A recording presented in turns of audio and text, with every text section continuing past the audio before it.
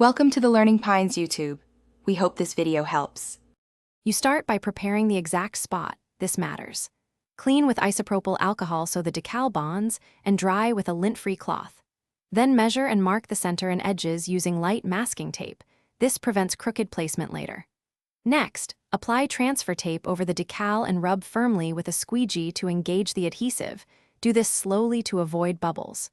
Once done, double-check your alignment guides and get ready to position the decal precisely. You'll use the hinge method for control. Tape the top edge, pivot the decal down, and align with your guides.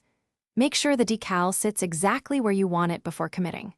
Then, holding the decal taut, squeegee from center outward in steady, overlapping passes to force out air and ensure full contact. If the decal shifts, lift and reposition immediately.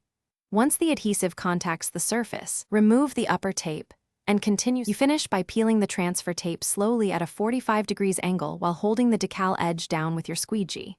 For curves or seams, heat the area lightly with a hair dryer from about 2 to 3 inches away, then mold and press the decal into place.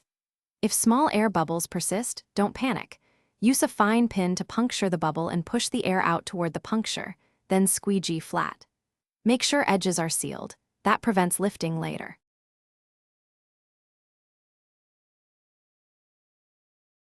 Thanks for watching. Consider subscribing if we helped you.